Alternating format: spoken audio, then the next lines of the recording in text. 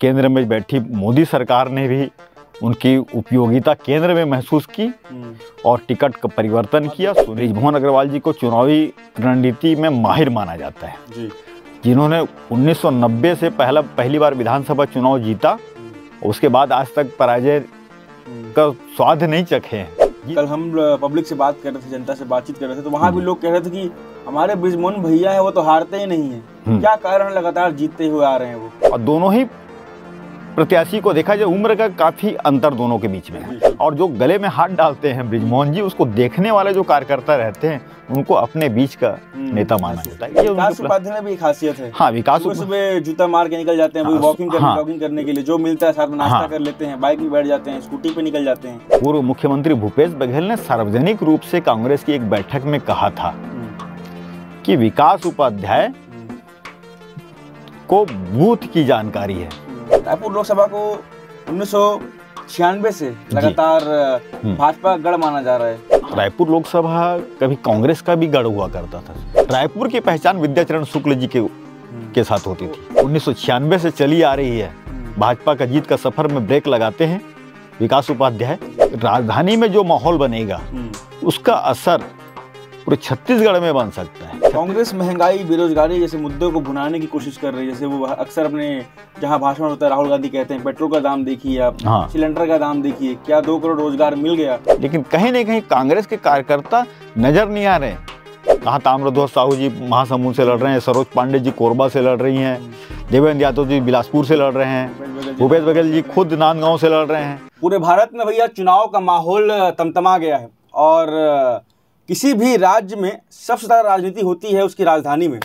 राजधानी रायपुर की जो लोकसभा सीट है उस पर बातचीत करने के लिए मेरे साथ आज वरिष्ठ पत्रकार DK साहू जी मौजूद हैं, जो कि वरिष्ठ पत्रकार हैं और लगातार राजनीति में अपनी पैनी नज़र रखे हुए होते हैं। वहीं अगर रायपुर लोकसभा की बातचीत की जाए तो विकास उपाध्याय जो कि युवा नेता हैं, 3 बार चुनाव लड़ चुके हैं, 13 में, 18 में और 23 में, जिसमें से 1 बार उन्हें जीत का सामना करना पड़ा है और 2 बार हार का स्वाद चखना पड़ा है। वहीं दूसरी ओर हैं राजनीति के ब्रह्मा माने जाने वाले बृजमोहन अग्रवाल, जो कि ऐसा कहा जाता है जहां भी इनको भेज दो, जहां भी जाएंगे चुनाव जीत जाएंगे, या फिर किसी चुनाव का नेतृत्व भी करेंगे तो वो चुनाव भी जीतवा कर ले आएंगे। तो बातचीत करते हैं विस्तार से। क्या लग रहा है आपको इस बार रायपुर का जो माहौल है किसके पक्ष में रहेगा? देखिए सत्यम जी, अभी पक्ष और विपक्ष कहना ठीक नहीं है। चुनाव का माहौल अभी गति पकड़ने वाला है, क्योंकि रायपुर का जो चुनाव होना है वो तीसरे चरण में 7 मई को होना है वहाँ का मतदान। तो इस लिहाज से महीने भर से ज़्यादा का समय बचा हुआ है अभी। और अभी वहाँ रायपुर लोकसभा सीट प्रदेश की राजधानी का सीट होने से पूरे छत्तीसगढ़ ही नहीं,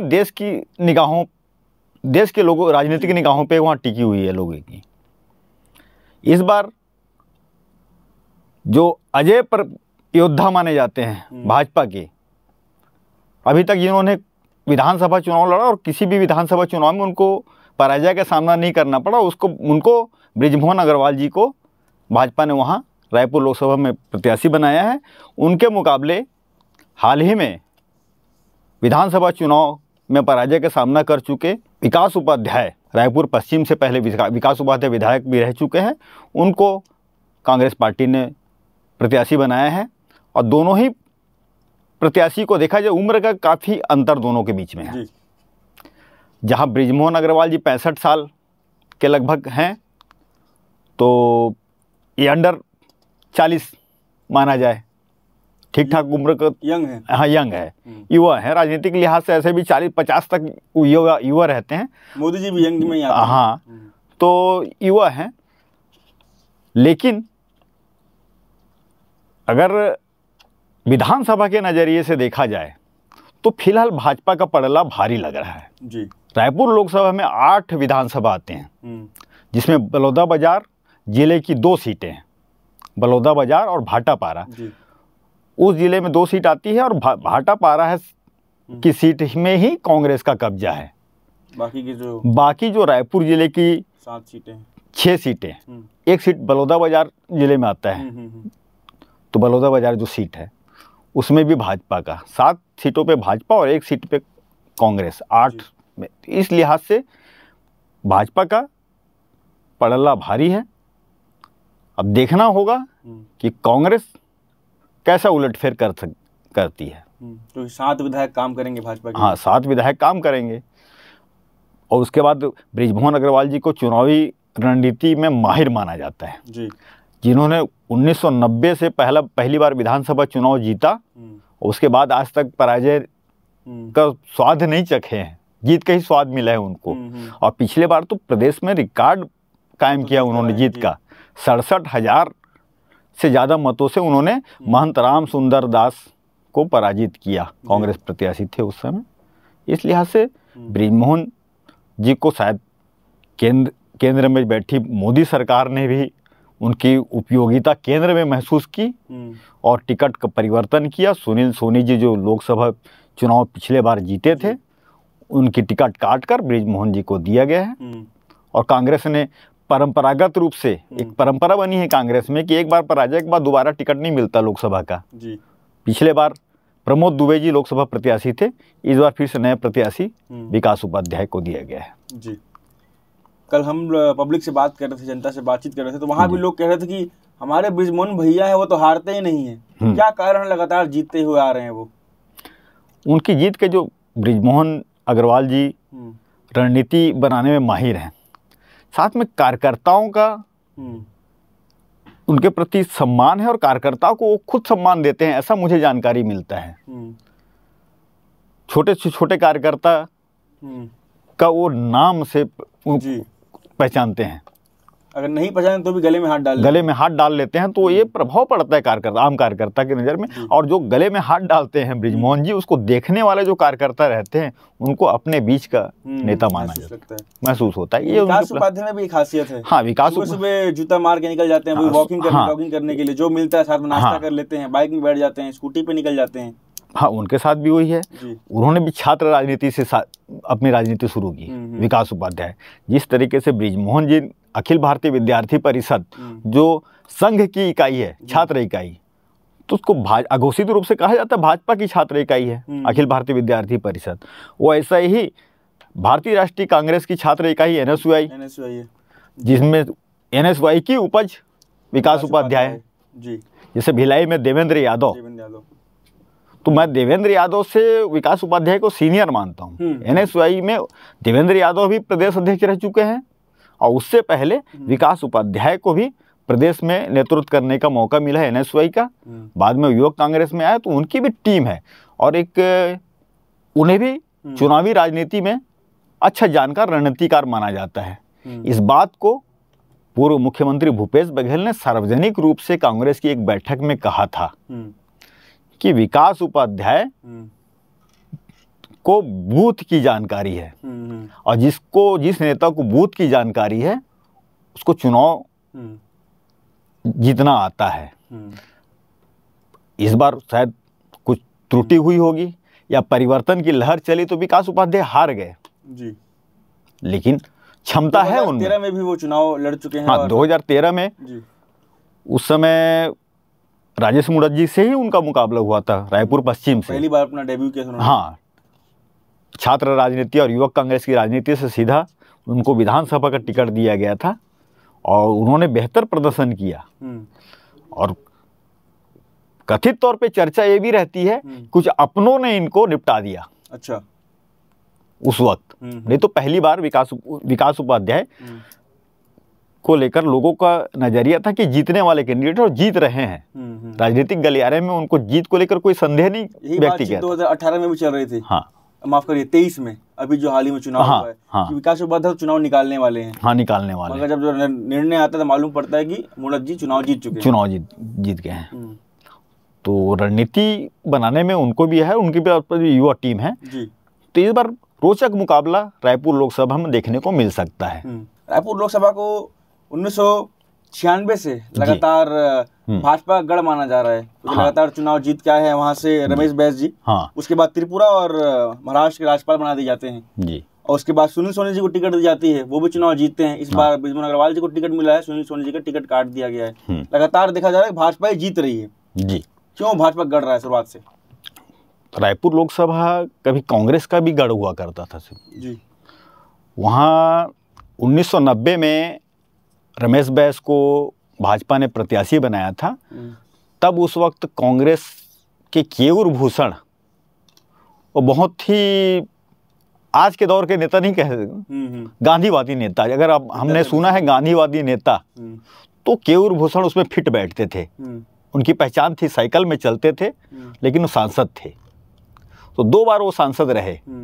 1990 में 2 बार के सांसद के खिलाफ भाजपा ने रमेश बैस को टिकट दिया और रमेश बैस वहाँ से जीते 1990 का लोकसभा चुनाव। जीतने के बाद फिर परिस्थितियां ऐसा बनी कि चुनाव हो गया जी। लोकसभा चुनाव शायद 91 में हुआ, नहीं, रमेश बैस 1990 में 1989 में जीते थे जी। जब देश में जनता लहर, भाजपा और जनता दल की लहर थी, उस वक्त जनता दल और भाजपा मिलकर चुनाव लड़ रही थी, गठबंधन था उनमें।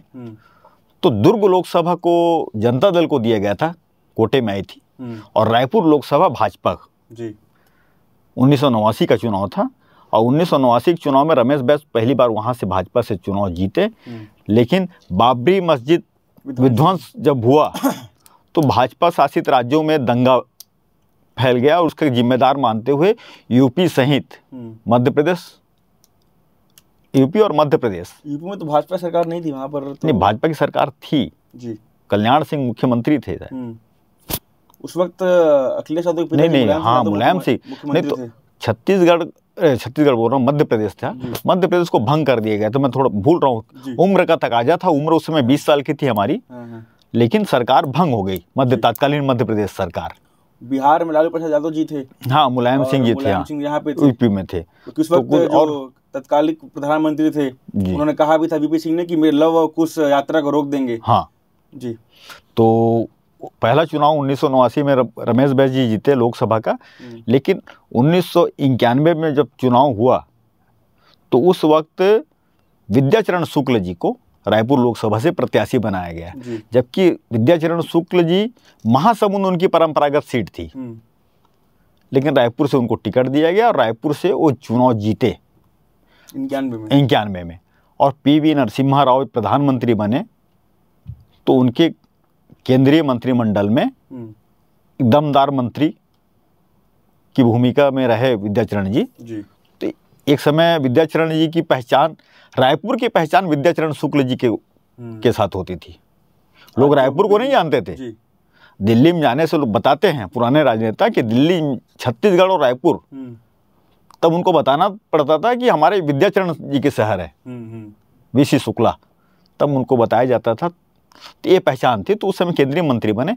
लेकिन 1996 में लोकसभा चुनाव हुआ तो उसमें रमेश बैस को पुनः भाजपा ने प्रत्याशी बनाया, और रमेश बैस 2014 तक जीतते रहे लगातार।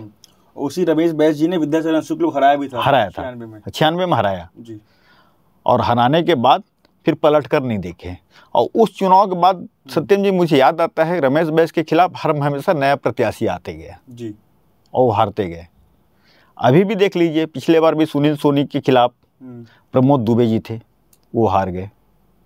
हारने के बाद दोबारा मौका नहीं मिला उनको जी। इस बार विकास उपाध्याय को दे दिया आपने, कांग्रेस ने। अब अभी का मुकाबला देखा जाएगा कि जो 1996 से चली आ रही है भाजपा का जीत का सफर में ब्रेक लगाते हैं विकास उपाध्याय जी, या गाड़ी बृजमोहन दौड़ा के पार कर लेंगे। दोनों ही अगर लोकसभा के दृष्टिकोण से देखा जाए तो नए, दोनों नए हैं लोकसभा के। पहली मर्तबा बृजमोहन जी भी लड़ रहे हैं, और वो भी, और विकास उपाध्याय भी पहली बार लड़ रहे हैं जी। लेकिन अगर अनुभव देखा जाए, अनुभव के आधार पर बृजमोहन जी विधानसभा लगातार जीतते आए हैं। हाँ, उनको हार जी अभी तक हार नहीं मिली है, जबकि छोटे से अल्प कार्यकाल में ही उनको 2 बार हार का स्वाद चखना पड़ा है जी। विकास उपाध्याय 2 बार 3 बार विधानसभा लड़े हैं, जिसमें 2 बार हार चुके हैं। एक बार उनको 2018 में जीत मिली है जी। बृजमोहन जी जिस प्रकार से कैंपेन कर रहे हैं, वो रायपुर में लगातार जनता के बीच हैं, कार्यकर्ताओं से मिल रहे हैं, भाजपा कार्यालय में बहुत लंबे समय तक बैठ रहे हैं, बातचीत कर रहे हैं। विकास उपाध्याय जी भी निकल रहे हैं, लोगों से बातचीत कर रहे हैं, मगर एक जो मैंने बात पहले भी कही कि ये तो चुनाव हारते नहीं हमारे बिजमन भैया, ये तो कल ही हमसे मिलने आए थे, हाँ। ऐसी जो बात चल रही है वो लहर कितना प्रभाव डालेगा? देखिए, भाजपा अभी फिलहाल छत्तीसगढ़ के नजरिए से भाजपा अपने आप में मजबूत लग रही है जी। उसमें राजधानी की सीट बृजमोहन अग्रवाल जैसे प्रत्याशी होने से झुकाव मतदाताओं में उनकी लोकप्रियता है और कहीं ना कहीं लगता है जी कि ये कहा जाता है कि वो भले विधानसभा क्षेत्र रायपुर दक्षिण हो, हाँ, लेकिन पूरे रायपुर में उनकी पकड़ है। उनकी रायपुर, एक तो पूरा रायपुर में पकड़ है जी। और हमने देखा है कई जगह प्रदेश में उपचुनाव भी हुए हैं जी। तो पार्टी का जो निर्णय होता है कि उपचुनाव अगर लड़ना है जीतना है तो बृजमोहन अग्रवाल को भेज दीजिए।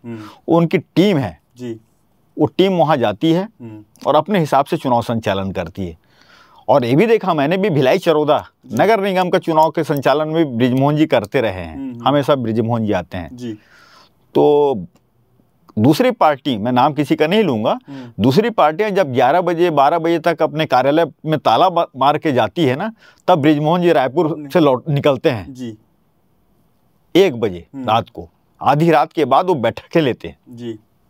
और घर से कार्यकर्ता जो प्रत्याशी पार्षद प्रत्याशी है, एक एक कार्यकर्ता बूथ की जिनको जिम्मेदारी दी गई, वो रात को 1 बजे उनका चालू होता है और सवेरे सवेरे भोर होने से पहले वो रायपुर निकलते थे जी।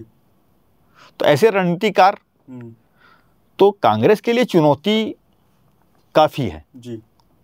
अब देखना होगा कि आने वाले दिनों में कुछ ऐसे मुद्दे आए जी जो भाजपा के खिलाफ जनता में एक संदेश जाए तो कुछ हो सकता है, कुछ माहौल बन सकता है कांग्रेस। फिलहाल तो भाजपा का पलड़ा भारी है रायपुर में।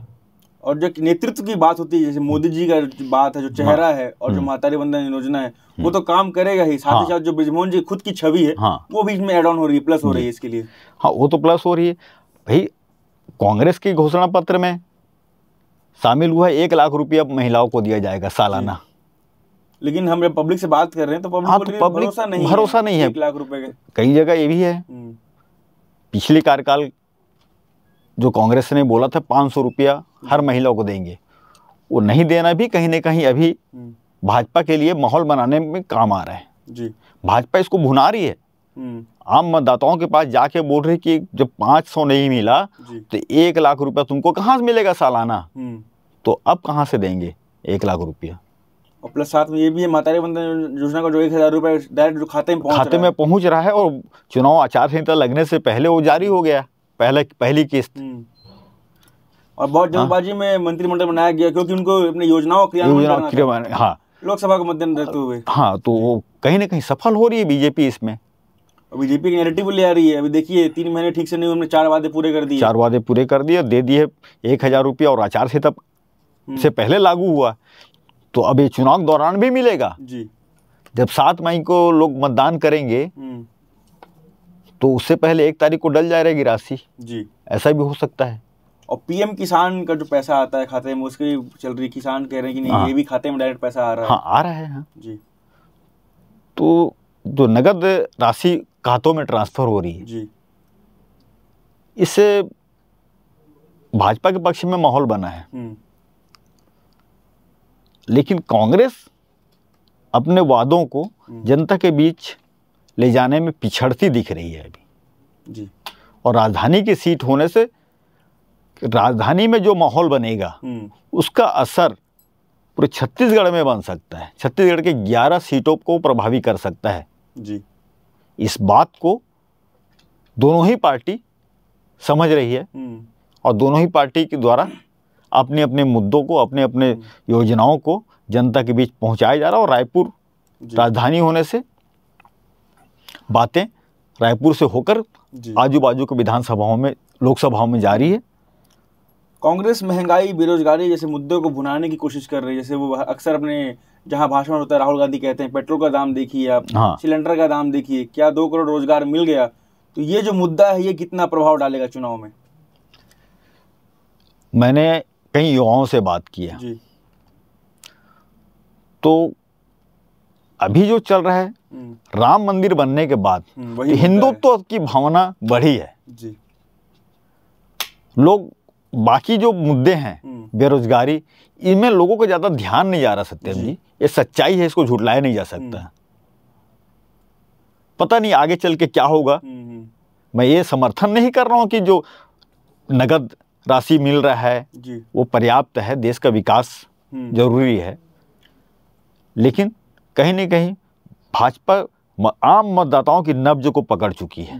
धर्म, हाँ धर्म, भाई पहले बोलते थे मंदिर वहीं बनाएंगे जी, अब वही मंदिर वहीं बन गया। अब उसको लेके कांग्रेस के कई लोग पूछते भी थे ना, आम मतदाता भी पूछता था मंदिर क्यों नहीं बना, मंदिर वहीं बनाएंगे, तारीख नहीं बताएंगे वाला जो बात चल रहा था, और मंदिर बन गया है जी। तो उपलब्धि में लेंगे, क्योंकि उनका बीजेपी का शुरू से जी, उस समय से अटल जी के समय से धारा 370 हटाने का जी, इस जो कई वादे हैं उनके जो वर्षों से पुराने उनका लक्ष्य था जी, तो उन वादों को निभाया है। तो विश्वास तो कहीं न कहीं दिख रहा है जी, और उस विश्वास को मतदाताओं से दूर करने के लिए कांग्रेस को कुछ नया करना होगा जी, और देखना होगा कि चाहे वो विकास उपाध्याय हो, चाहे कांग्रेस की पार्टी के शीर्ष नेता जी, किस तरीके से वहां पे लेकर आते हैं मतदाताओं का। अभी भी 1 महीना का समय बचा है, अपने पक्ष में माहौल को बनाने के लिए काफी कुछ करना होगा और कैसे करते हैं ये देखना होगा। जो ईडी वाली बात चल लगातार कि जो भाजपा के लोग टारगेटेड ईडी का रेड करवा रहे हैं, लेकिन जनता के बीच वो बात भी नहीं पहुंच पा रही। हम बहुत लोगों से बात करते, वो कहते हैं भैया केजरीवाल गलत कर रहे थे तो ईडी चले गई। तो वो ईडी वाली भी जो बात राहुल गांधी अक्सर कहते हैं कि ईडी आईटी का गलत इस्तेमाल हो रहा है, वो भी बात जनता तक पहुंच नहीं पा रही है। हाँ, मैंने वही शुरू में ही कहा, कांग्रेस जो बोल रही है या कांग्रेस के नेता जो बोल रहे हैं, उनके कार्यकर्ताओं में ये जवाबदारी, उन नेताओं की बात को जन जन तक पहुंचाने की जवाबदारी कांग्रेस के कार्यकर्ताओं की, आम कार्यकर्ताओं की है जी। लेकिन कहीं ना कहीं कांग्रेस के कार्यकर्ता नजर नहीं आ रहे उस बात को आम मतदाताओं तक समझाने में। उत्साह नहीं उनमें, उत्साह नहीं दिख रहा है। जबकि उसके विपरीत देखा जाए, अब शहर में निकलिए, हम मीडिया कर्मी हैं जी, भाजपा की एक एक दिन में एक एक मंडल से 2-2 विज्ञप्तियां आ रही है हम लोगों के पास जी। लेकिन कांग्रेस के ब्लॉक, यहाँ भी सब बीजेपी में मंडल होते हैं, एक मंडल अध्यक्ष होता है, उनको ब्लॉक अध्यक्ष हुआ जी। लेकिन ब्लॉकों में कोई बैठकों का दौर नहीं चल रहा है जी। इनके रोज बैठकें चल रही है। तो ऐसी स्थिति में भाजपा के कार्यकर्ता एकजुट हो रहे हैं और आम मतदाता तक पहुंच रहे हैं, वो चीज कांग्रेस के नेताओं में नहीं दिखने को मिल रही है। कांग्रेस का जो प्रत्याशी है वो अपने प्रचार में जा तो रहा है लेकिन एक छाप नहीं छोड़ पा रहा है। उनका एक तो वहां कार्यकर्ताओं के बीच छाप नहीं छोड़ पा रहा है और उनके कार्यकर्ता जो है उन मतदाताओं तक नहीं पहुंच पा रहे हैं जी। ताकि अपने पार्टी के जो भावी योजनाएं हैं, पुराने जो कार्य हैं, उनको जब तक जनता के बीच, आम मतदाताओं के बीच तक नहीं पहुंचाएंगे तो जनता में एक संदेश कैसे जाएगा और जनता कैसे समझेगी आपको बेहतर। और टिकट आवंटन को लेकर भी खासा एक विरोध चल रहा है। सरगुजा में शशि सिंह का विरोध चल रहा था, देवेंद्र तो बिलासपुर पहुंचे, वहां विरोध चल रहा है। पूर्व जो जिलाध्यक्ष वो भूख हड़ताल में बैठ गए हैं अपने कार्यालय में कि मैं खाने नहीं खाऊंगा। ये स्वाभाविक है जी। अगर किसी क्षेत्र विशेष में चुनाव हो रहा है, भाई मैं नाम तो नहीं लूंगा, लेकिन अगर उस क्षेत्र का लोकल कार्यकर्ता या नेता को टिकट नहीं मिलने से स्वाभाविक है नाराजगी आती है। अब उस चुनाव में ये सब भीतर घात, खुला घात एक स्वाभाविक प्रक्रिया है और जो इन सब चीज से निपट के चुनाव जीतता सिकंदर वही कहलाता है। तो सह और मात का खेल राजनीति और साम दंड भेद सब इसमें जरूरी है। ठीक है, नाराजगी होती है, दूर की बात नहीं है। पूर्व मुख्यमंत्री भूपेश बघेल जी हैं जी। उनके सामने मैं बैठा था एक बार, तो नगर पालिका चुनाव थी जी। तो कुछ लोग आए, भैया फलाना वो तो विरोध किया, हमारा भीतर घात किया। बोले ये सब बहानेबाजियां हैं कि कौन खुला चुनाव लड़ने आया हो तो सब चीज का तैयारी से आना पड़ेगा आपको। भाई विरोध तो होना स्वाभाविक है जी। और खुला घात भीतरघात भी होगा। आप उन सब से निपटने की जवाबदारी आपकी, आप प्रत्याशी हो, आपके टीम की है। तो यहाँ पर भी ऐसे जैसे बाहर चुनाव टिकट मिला किसी को, भिलाई दुर्ग इस मामले में तो चर्चे में है इन दिनों।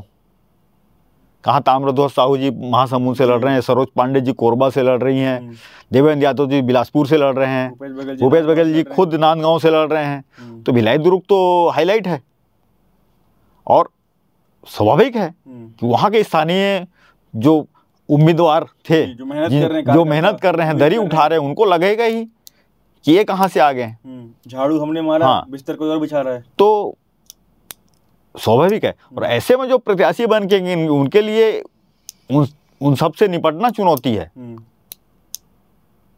और अगर जीते तो सिकंदर है फिर। जी, क्या लगता है, जैसे आपने कहा कि सभी जो दुर्ग के कद्दावर नेता माने जाते हैं और ये दावा करते हैं कि हमारा अपने क्षेत्र में बहुत पकड़ है, हाँ। बाहर क्यों चले जा रहे हैं सब? देवेंद्र यादव भी बाहर चले गए, भूपेश बघेल जी बाहर चले गए। वो कांग्रेस शीर्ष नेतृत्व की जवाबदारी है जी। उनको लगा कि इनका उपयोग, जैसे चर्चे में है, राजनांदगांव में कांग्रेस मजबूत है, विधानसभा चुनाव में काफी सम्मानजनक स्थिति रही है वहाँ कांग्रेस की। राजनांदगांव से, हाँ, राजनांदगांव में विधानसभा चुनाव में कांग्रेस विधानसभा के लिए नजरिए से वहाँ पे बढ़त पे है जी, लोकसभा में।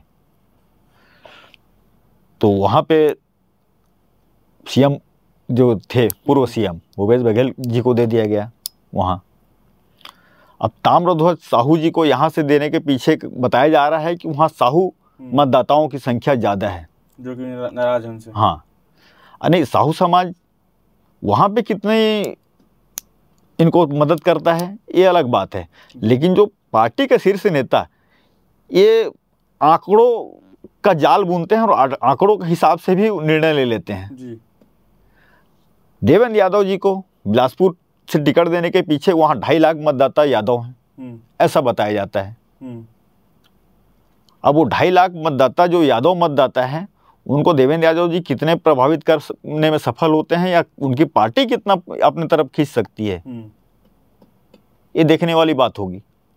तो देवेंद्र यादव आज बिलासपुर पहुंच भी गए हैं, तो बिलासपुर में बातचीत की जाएगी। तो ये रायपुर की बातचीत थी, क्या लगता है अंत में वर्तमान की स्थिति देख करके क्या लगता है, कौन सा जो प्रत्याशी है वो दमदार है वर्तमान? फिलहाल रायपुर राजधानी के लिहाज से, आंकड़ों के लिहाज से, पार्टीगत लिहाज से अगर देखा जाए तो बीजेपी वहाँ मजबूत लग रही है। और प्रत्याशी के लिहाज से भी देखा जाए, दोनों प्रत्याशी, एक तरफ बृजमोहन अग्रवाल है और दूसरे तरफ विकास उपाध्याय है।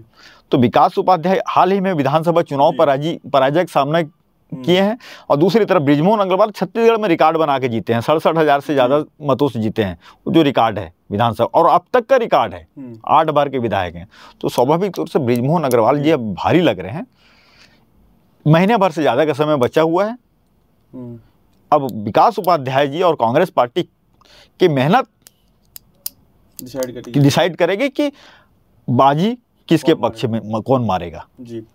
तो साम दाम और दंड भेद की लड़ाई है, कौन सा नेता साम दाम दंड भेद को सही से अपना पाता है और उसे क्रियान्वयन कर पाता है धरास्थल पर। वहीं विकास उपाध्याय जो कि 3 बार चुनाव लड़ते हैं, 1 बार चुनाव जीतते हैं। वहीं दूसरी तरफ बृजमोहन अग्रवाल जी हैं जो कि राजनीति के अपने आप में ब्रह्मा कहे जाते हैं, जो चुनाव हारते ही नहीं हैं। उनकी विधानसभा के लोग हों या फिर पूरे छत्तीसगढ़ के लोग हों, ये कहते हैं कि अगर बृजमोहन मैदान पे है तो उसे हराना स्वाभाविक है ही नहीं। हालांकि विकास उपाध्याय जी भी युवा हैं, युवा ऊर्जा है, युवा ऊर्जा कितनी काम आती है जनता के बीच, ये तो निर्णय सामने आने ही है। तो क्या कुछ अपडेट रहेगा, आप देखते रहेगा केपी न्यूज़। धन्यवाद।